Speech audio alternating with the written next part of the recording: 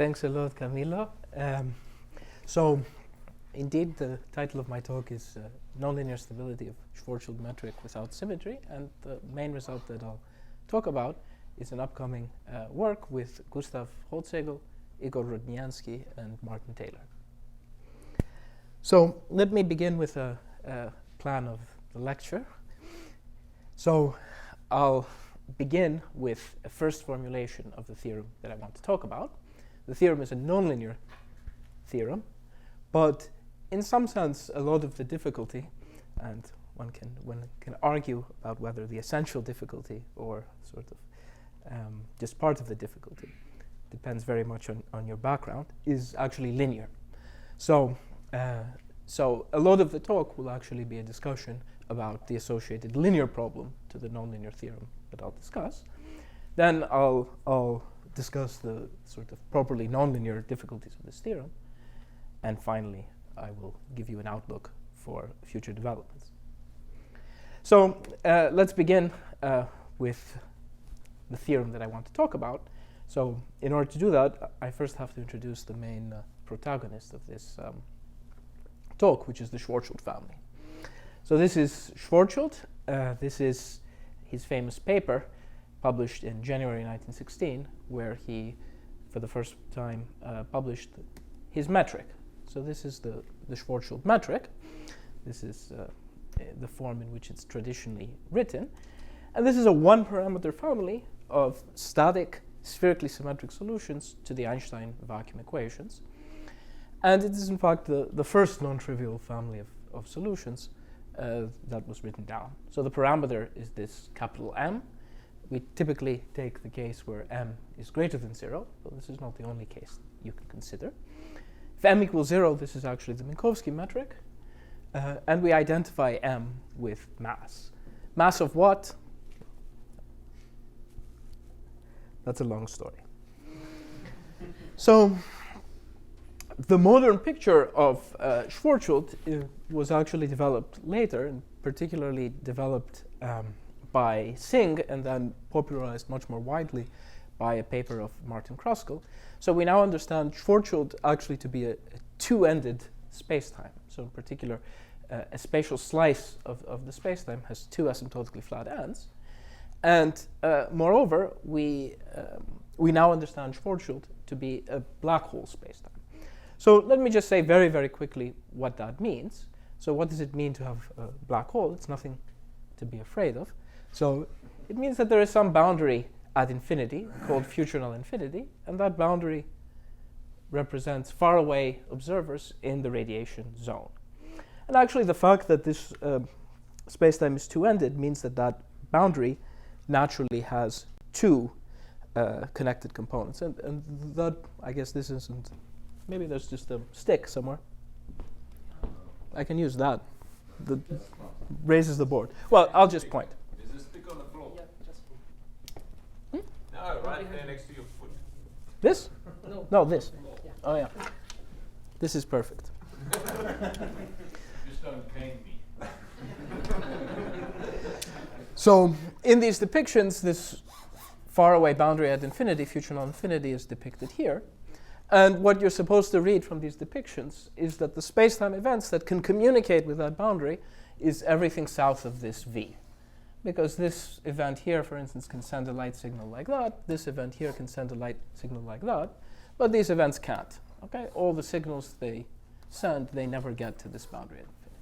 So it's precisely this dark shaded area that we call the black hole region of space. So I don't understand these boundaries, though. Maybe you could just say something about it. I still don't understand. I've seen this picture many times, and I don't understand what it is. Yeah. So fortunately, this talk will not depend on actually understanding this picture. But one thing I do want to say is that this is, though, a formal picture in the sense that there are one can in fact state theorems using these type of pictures. So the only thing that I will only use this picture in sort of a very informal way in order to What's the top curve? Well, so the top curve is something that I haven't and will not talk about. So it turns out that the the black hole region terminates in the future. So the black hole region is this region here. And this top curve is the future boundary of the black hole region, which is actually, in the case of Schwarzschild, the singularity. Okay? But I will not discuss anything inside of black holes in this talk. That's a different talk, which I'm also happy to give, but I can only give one. So this is the modern picture of Schwarzschild. So this is the picture that we should all have in mind. And one more aspect of modernity is that ever since the foundational paper of Yvonne Choquet-Bras from 1952, actually this paper, my understanding was to a large extent written while she was visiting the institute in the years prior to that. So we now understand that we should understand the Einstein equations dynamically. That's to say, what we really should think about solutions of the Einstein equations as solutions of evolving from initial data.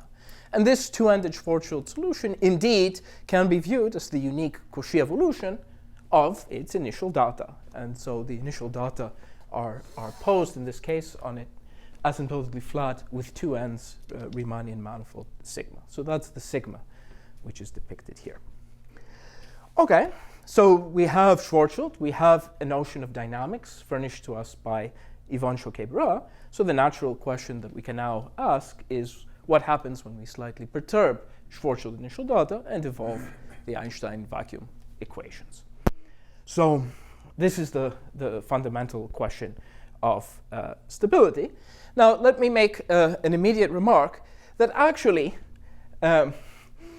if I had explained formally these diagrams, then it would be clear that this question doesn't really depend on the two-ended nature of Schwarzschild. And the reason is exactly, if you want, the domain of dependence property.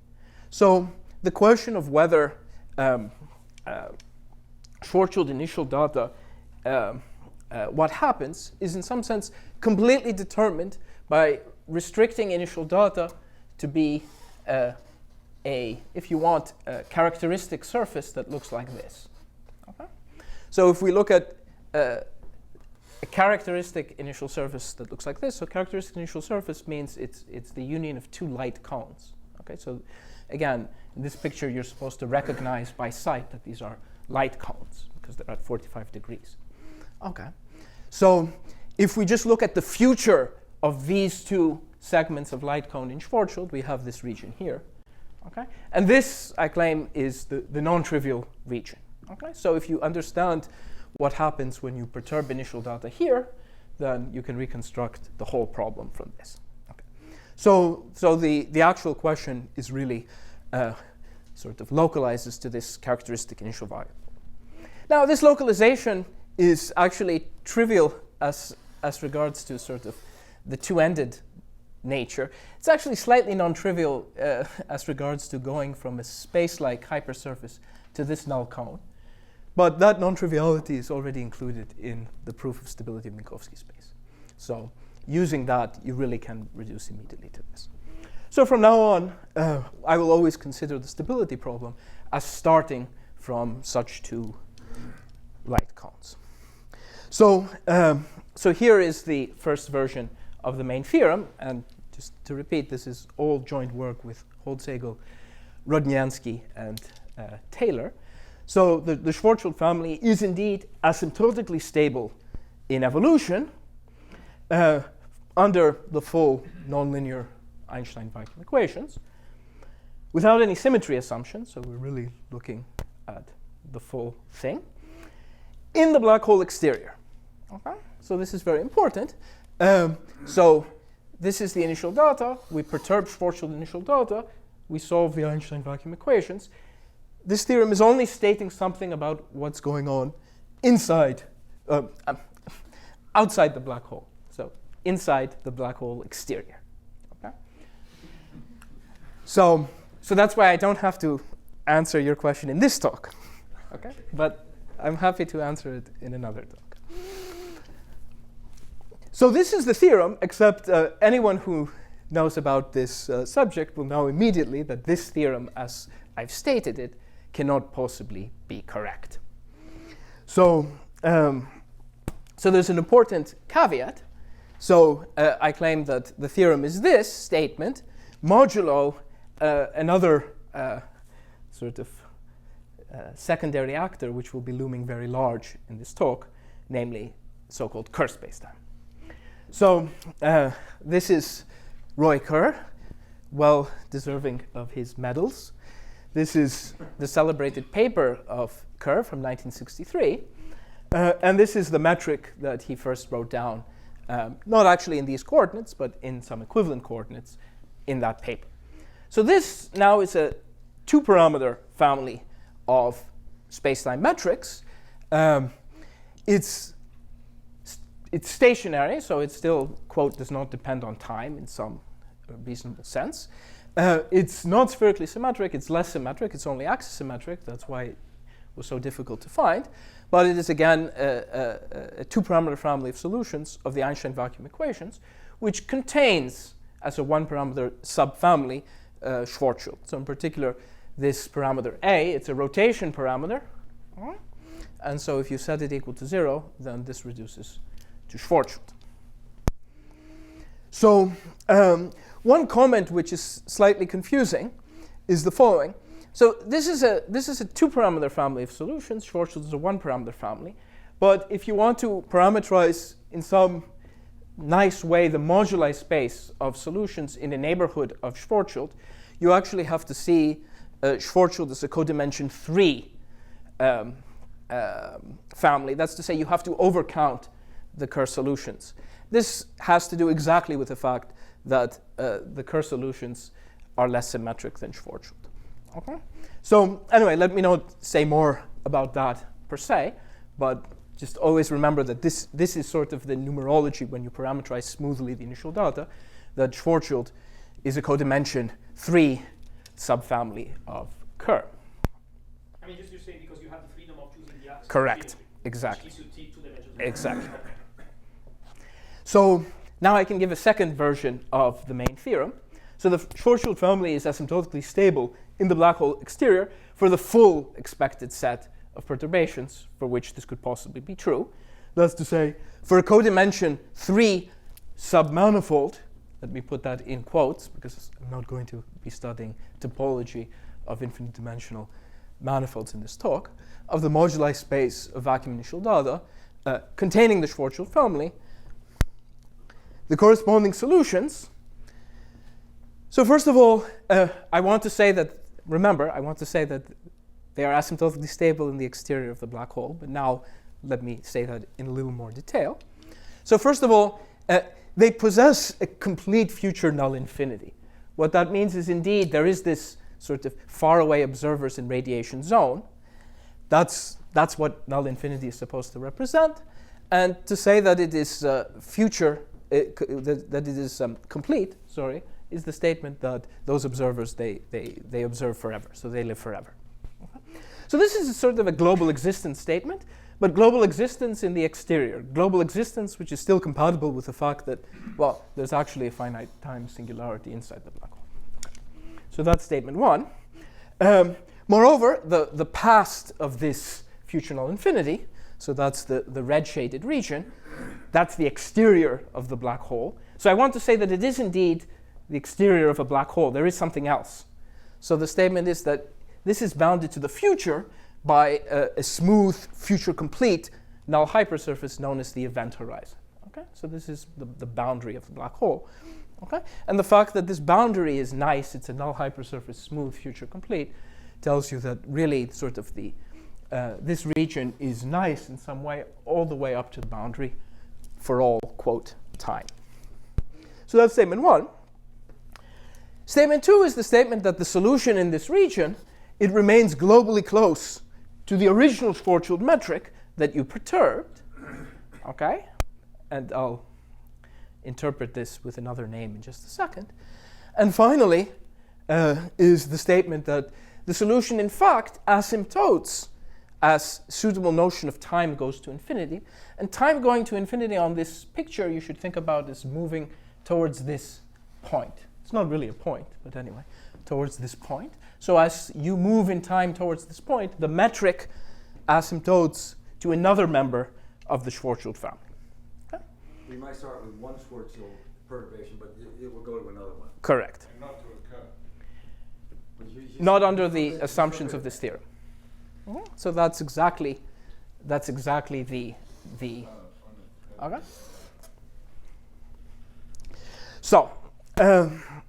So let me make some comments. So this first statement actually has a name. So the statement that future null infinity is complete not just for perturbations of Schwarzschild, but for generic initial data for the Einstein vacuum equations, that is the famous statement of weak cosmic censorship. So if you want, statement one is that weak cosmic censorship indeed holds, restricted to a neighborhood of Schwarzschild, and always restricted to this codimension. Sorry, I didn't catch that. What is weak cosmic? So weak cosmic censorship is a much more ambitious conjecture that says you give me any initial data for the Einstein vacuum equations which are asymptotically flat, then except for a measure zero set or sort of codimension one set in the set of all initial data, however you want to say it, then You'll go to Schwarzschild. then future null infinity will be complete. What's that mean? So that means that whatever happens, maybe you'll form black holes, maybe the solution will disperse, but there will be a good class of asymptotic observers, and they can observe forever, and they won't see any singularity. So in particular, that's the first statement that I affirmed here is the statement that, so these are the asymptotic observers, you should think. This is where LIGO is measuring its gravitational waves, okay? And that can go on forever. As long as it's funded, LIGO will measure. This codimension 3 manifold is something you describe explicitly. I will explain. All right. So this second statement here is just the orbital stability of Schwarzschild.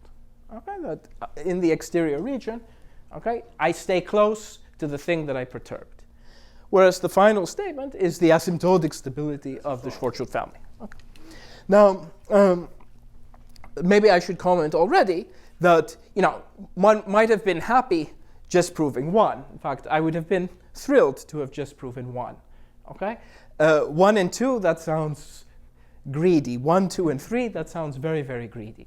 Why does one sort of insist on proving 1, 2, and 3? Well, it turns out that these actually come as a package, and this is very well known in the theory of sort of supercritical quasi-linear wave equations. Somehow, the only way to prove even 1 is to actually prove 3. Okay, and in fact, this is why. As we shall see, this is the origin of this restriction in this theorem to codimension 3. All right. Unless you're in symmetry, you could say. Unless you're we'll also discuss that. Don't worry. So, with that being said, so that is the nonlinear theorem that I want to talk about. Let's start talking about the linear analog of this, because in some sense, most, depending on your point of view, of the difficulty is already contained in the linear problem. So linear stability of Schwarzschild. So this problem goes back to my academic grandpa, Johnny Wheeler, and Tullio Reggi in a famous paper. If only the abstract of this paper was actually what was shown in the paper, then I would have much less to say today, and everything that I would be talking about would have been done many, many years ago. Nonetheless, this is actually a very influential paper. This is really the paper that set off sort of the study of this problem. And I'll tell you later on what was actually in this paper. And it's interesting to notice the date. So actually this paper appeared before even the Kerr family was discovered. It's sort of strange, because actually you might have thought that you would have discovered the Kerr family if you were looking at the perturbed Einstein equations around Schwarzschild. So, that's somehow related to the fact that, the problem was not really solved. So what is linear stability? Because in some sense, linear stability is unfortunately a very abused term, in that exactly because for linear problems, there are all sorts of things that you can show, and you can call them linear stability. So let me sort of make a very rigid definition of what linear stability should mean in this talk. And this definition is motivated by the fact that this is what you need to know if you want to use linear stability to prove nonlinear stability. Okay. So what does linear stability mean? In particular, what does linear stability mean for equations like the Einstein vacuum equation, which have this sort of tremendous gauge invariance? So step one is you should pick a gauge in which the nonlinear equations are a well-posed system. Okay? So gauge means, in the context of the Einstein equations, could mean many things actually, but maybe most, let's say, the simplest type of gauge to understand is just a coordinate condition. Okay, that's to say you're imposing that the coordinates should satisfy some auxiliary equation. Okay, and so in particular, if you impose what's known as harmonic gauge, then the Einstein equations take this form, okay, where this is the covariant wave operator associated to G.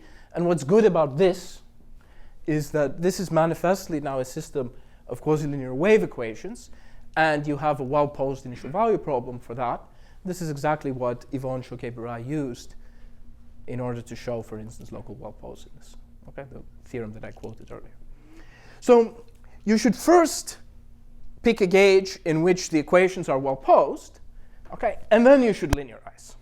Okay, so this you have a reduced system. In the case of harmonic gauge, the reduced system is of this form. Now we linearize. Okay. So then you want to show that the solutions of the reduced linearized system remain bounded. That's, if you want, orbital stability at the linear level. Then you want to show that solutions of this reduced linear system decay. Now, it may be that by imposing your well-posed gauge, there still may be some residual gauge freedom in your well-posed gauge.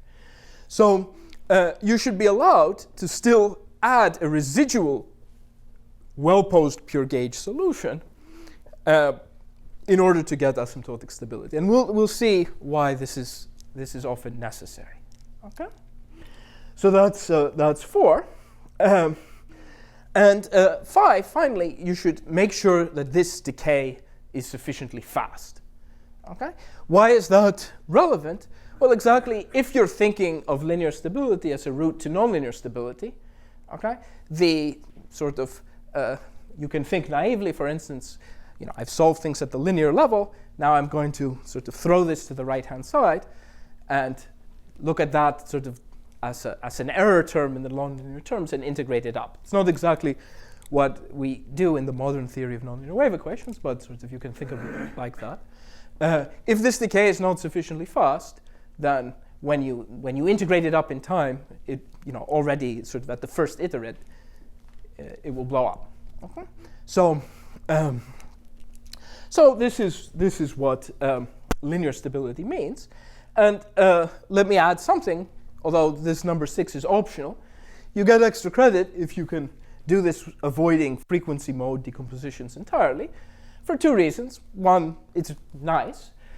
Secondly, it certainly makes nonlinear problems much easier to do, but also it gives you much better, much stronger results for the nonlinear problems than you could if you were forced to do a lot of frequency decomposition. Okay, but in any case, that's optional. It's not mandatory.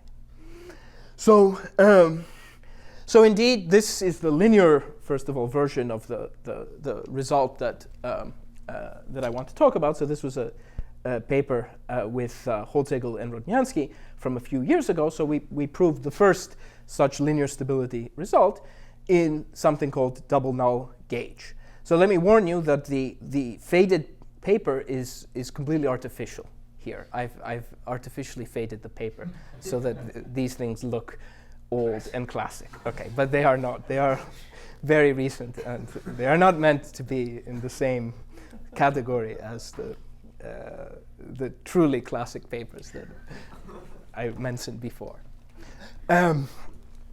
So here is the linear version of that theorem. So maybe I should say, first of all, what is double null gauge? So double null gauge means I foliate the spacetime by two families of null cones. Okay? So if you want, in these pictures, you should think that that's exactly what was being depicted all along. It is sort of a foliation of spacetime by null cones, which in these pictures are the lines that. Yeah, you don't have any condition of codimension 3. So you do go to a curve. Correct. Okay? Correct. So this is what double null gauge is that I foliate the spacetime like that. I can define, if you want, associated null coordinates to that foliation. Okay? So you can think of them as the analog of coordinates t minus r and t plus r. The only difference is those are the fundamental coordinates, and t and r are derived notions, and not the other way around. Okay? And then, well, these are not line foliations. These are curved. So these are hypersurfaces. Yeah, they're curved, right? They're not. Well, you can make them. So the point, in some sense, is you are making the null cones. You know, u equals constant and u bar equals constant hypersurfaces. Okay? They have curvature in various ways, but you are making them sort of the coordinate hypersurfaces. And that's very useful for sort of seeing the geometry. So then, in any case, we're going to see sort of what this looks like more explicitly later on, but just remember that, well, you're foliating the geometry by these null hypersurfaces. They intersect in two spheres. So you have the intrinsic and extrinsic geometry of the spheres, and you have the sort of the geometry of the null cones. Okay? And those geometric objects, if you want, the equations, we'll see these equations later on, the Einstein equations in this gauge are just the structure equations for this sort of complicated foliation, you know, together with the condition that the Ricci curvature is 0. Okay, so those really are the sort of the equations in this gauge. Okay, so the statement is that all solutions to the linearized vacuum Einstein equations in double null gauge around Schwarzschild arising from regular asymptotically flat initial data on these two initial null hypersurfaces. They, first of all, remain uniformly bounded on the exterior, and secondly, they decay inverse polynomially, again, through this foliation, so you should think again as I'm approaching this quote point, to a standard linearized Kerr solution expressed in this gauge. Okay?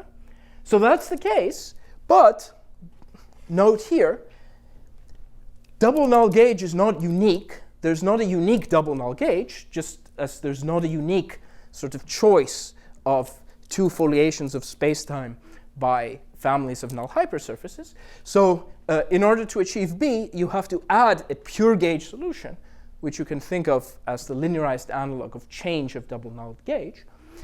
But the statement is that, moreover, this pure gauge solution that you have to add is itself estimated by the size of the initial data. Okay? In some sense, that follows from A. You're getting a standard linearized Kerr solution? Yes. I thought you wanted a pencil. So, And it's unique. so first of all, yeah, maybe let me say so when I say Kerr here, I include Schwarzschild. So Kerr family in the sense that okay. So so this is a four-dimensional family. That's to say the family of linearized Kerr, including Schwarzschild solutions. And note there is no in this theorem. You're not going to codimension. There is no restriction to codimension. So you got to get, of course, Exactly. you gotta get Exactly. So indeed, the if you look at stationary, so this is a little bit of a digression, but since you asked, let me say very quickly. So if you look at stationary black hole solutions of the Einstein equations, there are these famous uniqueness theorems. So in particular, under certain assumptions, Kerr has been shown to be the unique black hole stationary solution. Now, actually, those assumptions are slightly problematic. In particular, maybe the best result of that type is a combination of sort of a theorem of Carter, Robinson, and Stephen Hawking. And to use Hawking's result, you need analyticity. But actually, in the case that you are assumed to be close to Schwarzschild, then you can actually prove the same result using only smoothness. This is a result of Alexakis, Ionescu, and Kleinerman. And so it is already known that if you want, in the fully nonlinear theory, that the Kerr family in a neighborhood of Schwarzschild indeed is the unique family of stationary solutions. But I should also say that at that time, the regularity of the event horizon, which of course if you were paying attention to the dates of some of these papers, was already known to Lemaitre already in the 30s, and to Singh, who was the first to understand really the two-ended picture of Schwarzschild.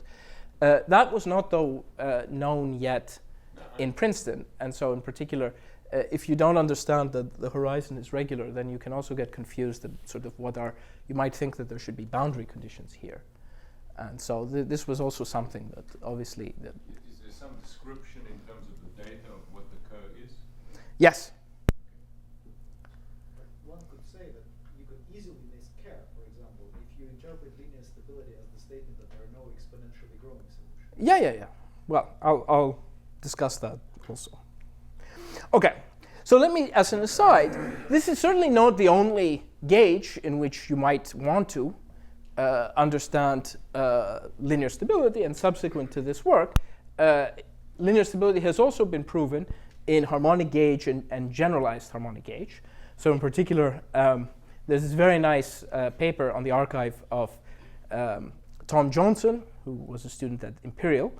And so he proved linear stability, a very analogous result, linear stability in harmonic gauge. And there's also work of various groups at Columbia, and recent work in the Kerr case, again with this type of gauge by Hefner, Hinz, and Vassi. Okay, so let me tell you something about the proof of linear stability. So what you should think in these theorems, which are about the Einstein equations in some gauge, so typically there are two steps of the proof. Step one is to understand completely the so-called gauge invariant quantities, and step two is to go from there.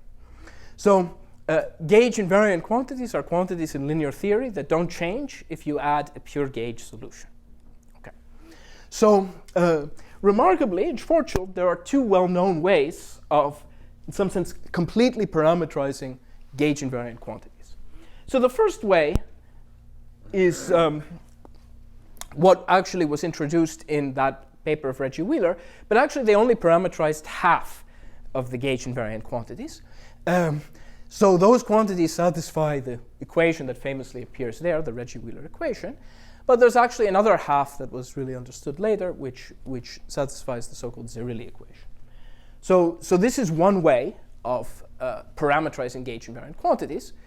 And an alternative way, which is sort of more subtle and more geometric, is by the extremal components in something known as the Newman-Penrose formalism of the curvature tensor. Okay? So there's a decomposition of the curvature tensor in null directions, okay, which is in fact very much related to sort of the null frame that you get from a double null gauge. And if you look at the extremal components, that's to say the components of the curvature tensor that see the same null direction as many times as possible, then those are gauge invariant in linear theory. So these are the components that I'm going to denote by this funny expression, and I won't try to explain it except for those who know.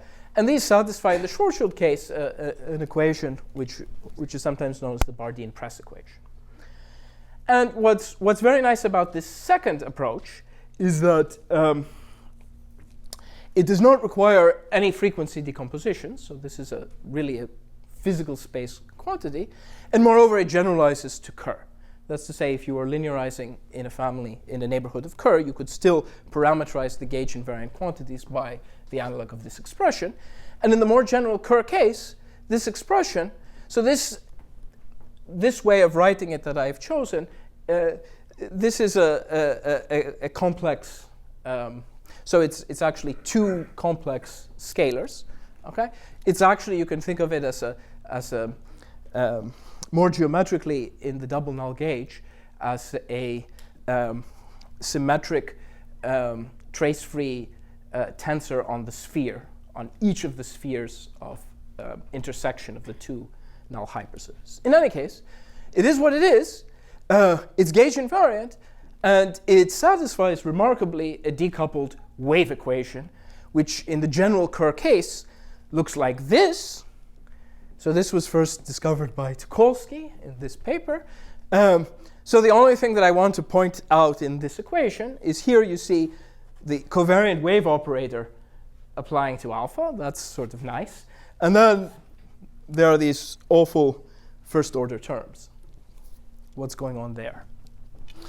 Okay. So this is a time-dependent equation Yes. for a gauge invariant quantity. Correct. Or Correct. a couple of gauge invariant quantities. Exactly. And these are the only two, or what are the other So the point is that so this completely parameterizes gauge invariant quantities. So in particular, Okay. yeah, okay, all right. So so this is great. So one has reduced at least the gauge invariant quantities to one equation, but it turns out that even boundedness of this equation, even just on Schwarzschild, let alone on Kerr, was not previously known. So So when Teukolsky studies linear stability, what would he say? well, I'll in some sense I'll He's not saying bounded. What's he well, certainly well, I mean, Teukolsky per se did not study really any form of linear stability except for numerically, but I will say sort of what type of results existed in the physics literature. So a corollary of our theorem, and in fact, as I said, this is really step one of our theorem, says that all solutions of the Teukolsky equation, and also, and we'll see why we get as a bonus Reggie Wheeler, or rather, in some sense, this is the key, as we'll see, indeed remain bounded for all time, in fact, decay inverse polynomially at a sufficiently fast rate. Okay. So this theorem actually generalizes to the very slowly rotating Kerr case. That's to say, one can prove the same theorem in the case where one is looking at this equation on Kerr, and in the case where the parameter A is small with respect to M. So this is a more recent paper with Holzigel and Rodniansky, and there's also independent work on this by Ma. So let me. What's the power law that you get? Do you know the power law exactly, or? Well, so the power law that you get depends on what assumptions you want to make on initial data. So now there's a big sort of. Actually, it's very interesting to get sort of sharp results under certain assumptions, and the best type of results in that sort of domain are due to Arietaikis and collaborators. But basically, in sort of our philosophy is assume the least about initial data possible to get enough decay so that it is enough to do a nonlinear problem. Exactly. But indeed, I mean, it is very interesting to sort of understand exactly what implies what. So let me tell you a little bit about this theorem first. So actually, to tell you about this theorem, I first have to tell you a little bit about just the wave equation on Kerr. Because remember, whatever this equation is, it's the wave operator plus a lot of junk. Wave, you mean the scalar wave? So by wave, I mean really the scalar wave equation. So this really was sort of a big effort in the community from approximately 2003 to 2013 to understand how do you understand the wave equation on a black hole background. And so many people sort of worked on this problem. And in some sense, the final result, at least from the point of view of the stability problem, there's still interesting things to prove, is some joint work with Rodniansky and Schleppentoch-Rothman, where we indeed showed that for the scalar wave equation, in the full subextremal range of parameters, not just in the very slowly rotating case, you have all the statements you want about the scalar wave Could you write equation. down this covariant, or this wave equation with a, is that too long? Or? Yeah, I mean, to write it in coordinates, Yeah. that's not useful at all. Okay. I can assure you. So what is maybe useful, and unfortunately this would be another talk, and sort of I've talked about this in the past quite a bit, so I really, unfortunately, won't really say much more about this. But this is actually, in some sense, where the interplay between the geometry of the black hole and the analysis of waves enters the problem. It really enters at the level of just the linear wave equation on. So in particular, the stuff you have to understand in order to solve this problem, you have to understand the so-called redshift at the horizon. This is a very important stabilizing effect. You have to understand photon orbits or trapped null geodesics. So these are an enemy for proving stability because waves can concentrate for a long time on such orbits. In the Kerr case, you have to understand this very interesting phenomenon of superradiance. Even though Kerr is a stationary metric, the vector field d by dt is not everywhere time-like, which means that the natural notion of energy for the wave equation does not actually have a sign. And so this is why boundedness for the wave equation, even boundedness, let alone decay, is so difficult. And finally, you have to face the general difficulty that these are asymptotically flat spacetimes, so the decay of waves towards null infinity is only 1 over r, and that's pretty slow. Okay, so I'm not going to talk about these issues. They're really, in some sense, in my opinion, the most beautiful aspect of the problem. I will talk about one other aspect of this problem, which I omitted reference to, but which actually is extremely important in the Kerr case, which is the following. See, a weaker notion of stability that you could try to prove, and this was indeed the notion of stability that was sort of well known in the physics literature, is so-called mode stability. And mode stability is just the statement that there do not exist finite energy solutions of pure mode form. Okay? So a solution of pure mode form is a solution that looks like this, with, in particular, explicit exponential time dependence with, let's say, imaginary part of omega strictly positive so that this grows. So it turns out for the wave equation, for instance, in the Schwarzschild case, mode stability is obvious by the energy conservation law. But already when you move to Kerr, it is not, because there is no positive energy. So before you're trying to understand general solutions, here's a very explicit problem. Can you rule out the existence of one of these? Okay? And already in the Kerr case, this is not clear at all.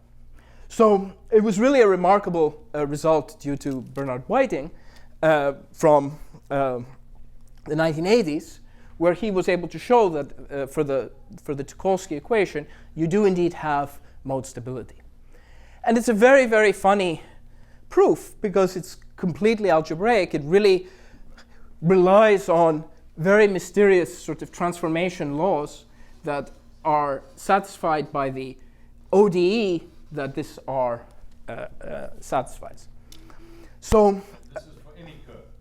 for any subextremal Kerr. What does that mean? Well, I'll tell you. So this is great, and actually one needs this statement sort of in order to go further, because there's no other way of accessing this fact. But actually the statement that one really needs is a stronger statement. That's to say, one actually needs the statement that there aren't any real modes. Okay? So these are resonances on the real axis. And this, it's subtle to try to understand using directly the techniques of Whiting, because the transformations that he uses, they are non-local, and they look at first glance that they diverge if you try to apply them on the real axis. But Yakov Schleppendorf-Rothman, as part of his thesis at MIT, he actually, being a Princeton-trained harmonic analyst, he knew how to deal with oscillatory integrals. And he was able to show that using the same transformations, you could actually show the absence of... Saying nobody at MIT can do that. I don't know. The absence of real modes. I think Melrose would be offended. So, So that means the only modes that you have are decaying modes then, right? That's a statement about. so this means that any mode solution, yes, indeed, omega will have to be. Okay. But of course, this is something that we can indeed make use of. Yeah. But remember that it is not the case in any sense a priori that solutions are a superposition of modes. So, but nonetheless, this is an important sort of first step that especially in the case where A is not small, you actually have to use. Okay. So Peter asked, what does subextremo mean? So subextremo means that A is strictly less than M. Now, if A is strictly bigger than M, then the Kerr metric is not a black hole metric. Okay? But that does leave one case, which is actually very, very interesting astrophysically. And this extremo case was not covered by Whiting's theorem. So actually, very recently, a student in Cambridge, Rita Teixeira, has shown mode stability both in the upper half plane and in the real axis in the extremo case. So, and actually, she does this by introducing a new class of transformations that are inspired by Whiting, but actually are quite different and even more elaborate. All right, so this is sort of an aside, just in order to make contact also with the type of things that had been done in the physics literature, and even those things, there were sort of very interesting things to still do. Okay, so let's go back to proof of decay for the Teukolsky equation on Schwarzschild. So what is the key to doing it? So the key to doing it was actually hidden in the work of Chandrasekhar. So turns out that Chandrasekhar had studied in frequency space various classes of transformations between the various parameterizations of the gauge invariant theorem. So you could reinterpret these or some of these transformations. You have to change a little bit the way you write them. You can reinterpret them in physical space. And so reinterpreted, they basically, the transformation is I take this curvature component, this gauge invariant curvature component, and I differentiate it twice with a bunch of weights in the null directions. So I get this fourth order in the metric component. So remarkably, these components, they satisfy this other equation, this Reggie-Wheeler equation, the equation that was in my academic grandpa's paper. And this equation, okay, I haven't written it to look like the wave equation, but the claim is this is actually even better than the wave equation. Okay, you can really think of this as the wave operator plus good terms. So whereas the Teukolsky equation was a bad equation, it wasn't clear, this is good. Okay, and now with this equation, okay, you can estimate this just like you did the wave equation. Sorry, how did you get from the previous equation to this one? It's a miracle. That's to say, you define this, you compute, you get this. You just change variables or what? I mean, this is you differentiate. So you are looking at this quantity and you are differentiating it twice with weights, and you're differentiating in a null direction, which sort of depends on if this is there's the plus and the minus quantity, and you differentiate them in different directions, and you have this miracle. It's still not understood what is the fundamental origin of this miracle, by the way. But this quantity here, you can now do whatever you want. And because this is all happening in physical space, we know exactly how to go back from information from this quantity to information on this quantity. We just integrate this relation as a transport equation. And the fact that we are proving sufficiently fast decay for this quantity means that this decay is inherited by that one. So that structure you don't see in the frequency space. In fact, sort of understanding could you invert these transformations was a big issue. And in physical space, this is clear what to do. So this really, this gave these transformations a reason to exist. They're really useful for this. Okay. So let me say very quickly that even though the exact Chandrasekhar transformations cannot be defined in Kerr, again, this was a big problem trying to define some analog. When you take this physical space point of view, then, well, if you fiddle a little bit with these weights, you can define something which is almost as good. So you define a new quantity, it satisfies an equation. This is some sort of, you should think of this as like a box. It's a good operator, just like the wave operator. And here you have junk, but this junk is somehow lower order. So you can still use this scheme. So this is how we sort of resolve the issue of the Teukolsky equation in Kerr in the very slowly rotating case. So in principle, this structure, this good structure, it persists for all A. So in principle, this should allow you to show everything about the Teukolsky equation in the full subextremal range. But you do have to do a little more work. And there are people doing that little more work as we speak. OK. So that was step one, the gauge invariant. Which Kerr did you go to? You said you were going to tell us which Kerr you... In this linear stability. I'm not done with the linear stability yet. This is step two of the linear stability. So we've only discussed the gauge invariant quantity. So now we have to discuss the whole thing. So we need to go from Teukolsky equation to the full system.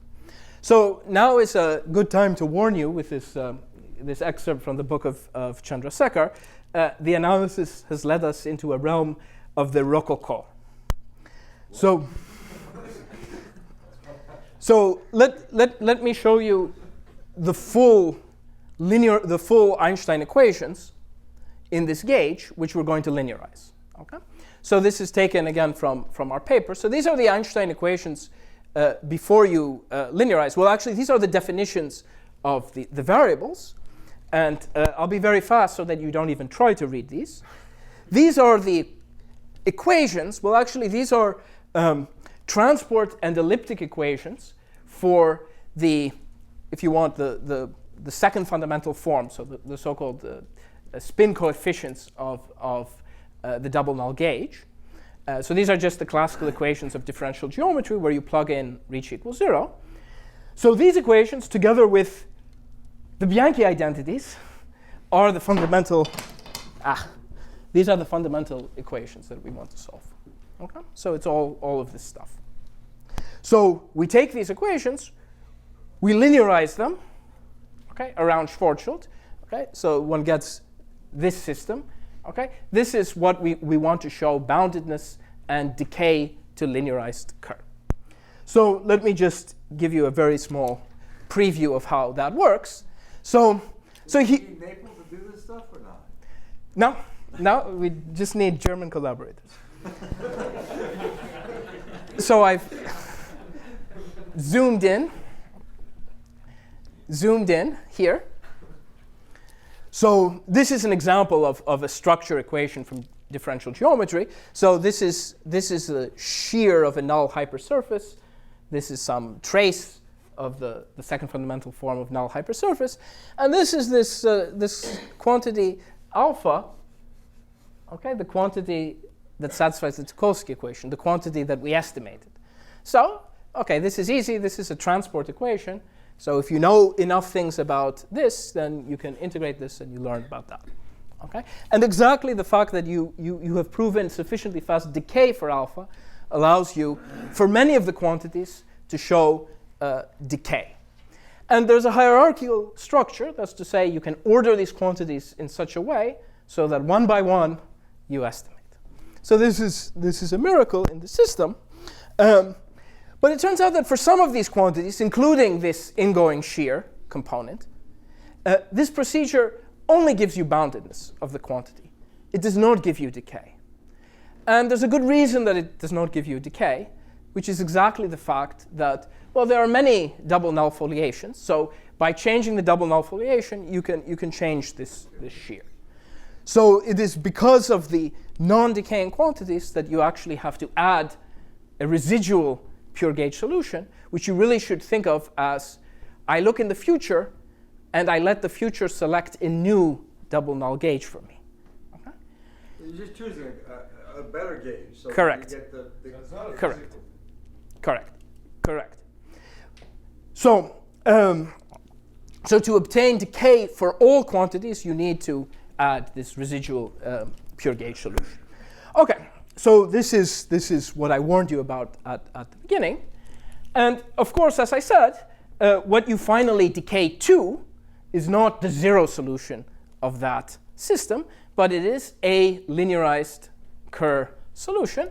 So remember, there's what I can think about as linearized Schwarzschild. So that's writing linearized Schwarzschild in this gauge, and there is linearized Kerr. Okay, so this is in particular what was missed, I guess, in the Reggie Wheeler paper, among other things. Okay. All right. So so this was that theorem again. So to go to the nonlinear theorem, I first have to reformulate this theorem. I haven't understood which Kerr we got. Oh, so the point is that these are solutions. So these are the linearized Kerr solutions. Okay. But it turns out that you can, because these live in the low spherical harmonics, you can actually, and because of sort of special, the fact that low spherical harmonics do not radiate, you can actually read this solution off from initial data. Okay. So you can see this in initial data in the linear problem. Okay. So, so this was the linear theorem, but now I'm going to weaken it before turning to the nonlinear theorem. So in particular, as a corollary of this theorem, it follows that there exists a codimension 3 subset of initial data such that blah, blah, blah, the solution decays inverse polynomially to a standard linearized Schwarzschild solution. Okay. So let me talk briefly about the nonlinear difficulties of this problem. So there is a specter that haunts sort of the nonlinear theory in this business, and that is the specter of the global nonlinear stability of Minkowski space. So this is already a warning that, okay, in some sense, nonlinear issues for this problem are difficult. But this is, in some sense, a difficulty that has been resolved, particularly in that book. And certainly experts in this subject are very happy if they have reduced all the difficulties to issues that already exist in that book. So let me say in what sense that's true and what are the little additional issues. So, so in some sense, the point about double null gauge, besides its connection with the linear theory, its connection with the nice gauge invariant quantities in this hierarchical structure, is that from the nonlinear perspective, it sees the good structure of nonlinear terms in the Einstein equation, the so-called null condition. Okay? So this gauge is not actually the gauge that was used in this work, but it's been used in other works on the nonlinear Einstein equations, works by Christodoulou, works by Rodniansky and Luke, etc. And it's indeed, again, a gauge in which you can capture the null condition. And this is, in some sense, the main nonlinear problem of stability of Minkowski space. This was why that was such a hard theorem when it was first proven. So in particular, just to give you an example of what this means, so here are some of the nonlinear Einstein equations in this gauge. So on the right-hand side, you see a bunch of quadratic terms. So this is a quadratic term.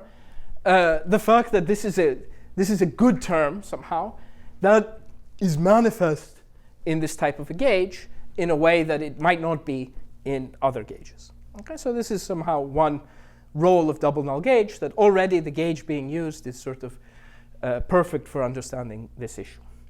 And it turns out that you can actually see this structure already at the nonlinear analog of the equation satisfied by this good quantity P that that we constructed from the Teukolsky equation. So recall that in the linear problem, this quantity P satisfied an equation called the Reggie-Wheeler equation, which is sort of better than the wave equation. Well, here it satisfies that equation with some nonlinear terms. It's very complicated because these nonlinear terms couple with everything else in the system. But these sort of nonlinear terms that appear, the quadratic terms, are good terms. And it's just a fact that this sort of double null decomposition, it sort of is related.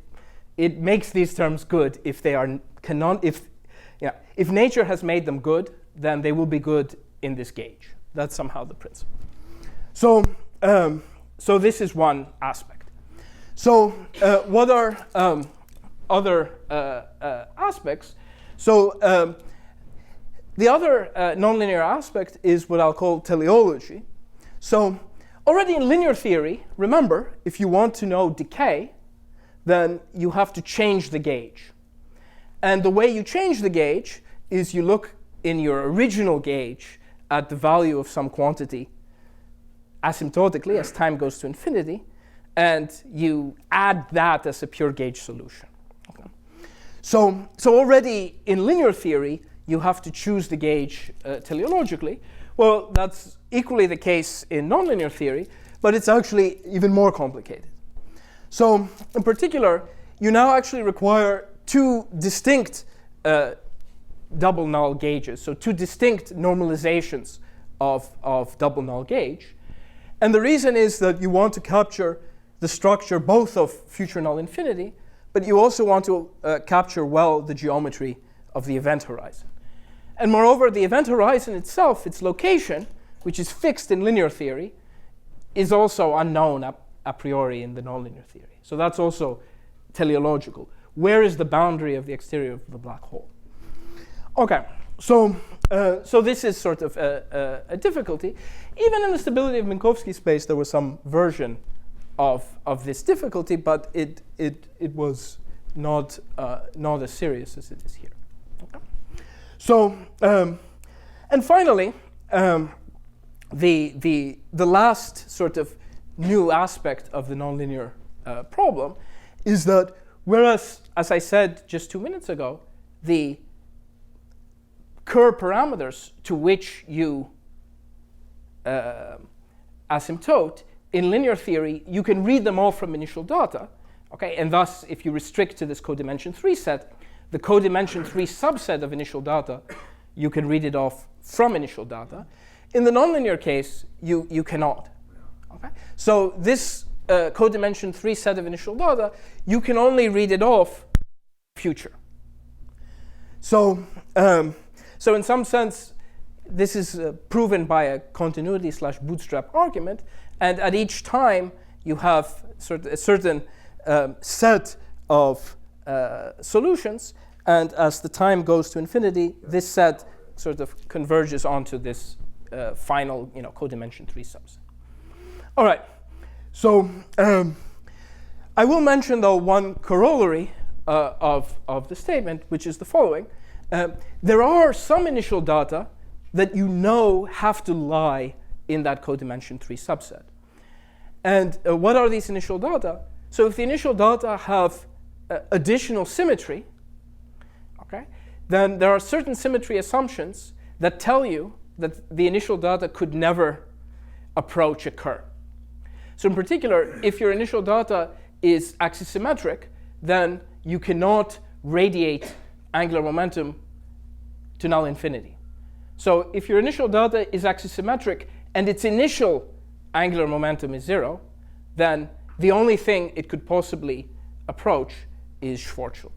So in particular, as a corollary, any axisymmetric initial data sufficiently close to Schwarzschild such that initially the angular momentum vanishes has to be living in this codimension 3 subset, and thus indeed approaches Schwarzschild. So So in particular, this includes a certain set of perturbations which was considered in recent work of Kleinerman Scheftel, where actually in addition to requiring axisymmetry, they also required an additional symmetry. So these solutions are a infinite codimensional subset of this codimension 3 set. Okay. So let me just end with the outlook. So obviously the final thing that one wants to complete this picture is a statement for the full asymptotic stability of the Kerr family.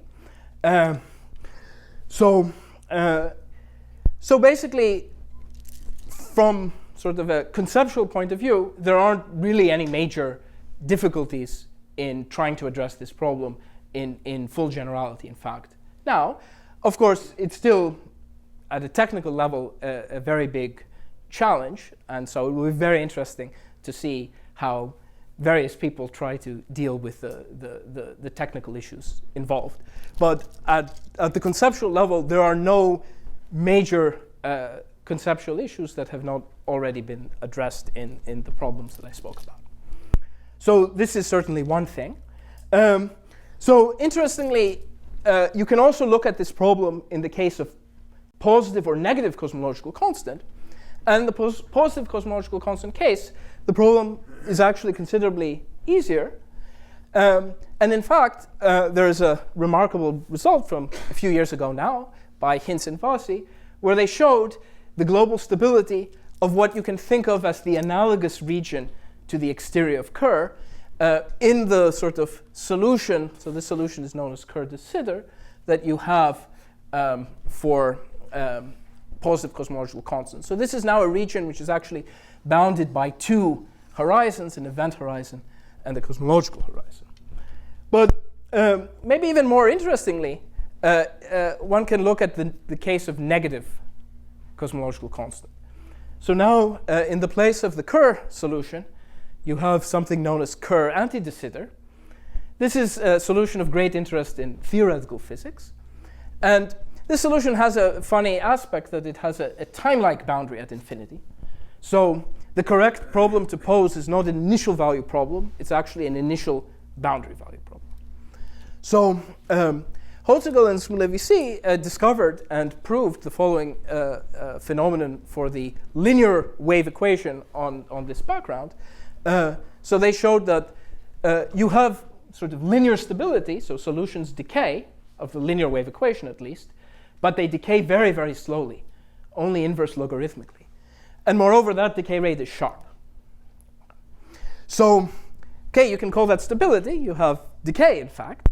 But thinking about sort of inverse logarithmic decay rate and trying to integrate it in time, that already suggests that perhaps at the nonlinear level, Kerr de Sitter is nonlinearly unstable, at least with these reflective boundary conditions. So this is a conjecture made by Holzigel and Smulevisi. And in fact, there is in fact more evidence for this conjecture provided by a recent theorem of Mihalis, showing that pure ADS spacetime is indeed nonlinearly unstable for similar reasons. So he was able to prove this in the context of the Einstein-Vlasov system. So I think in the future, this is really the next frontier of black hole stability problems is trying to prove this conjecture. Thanks.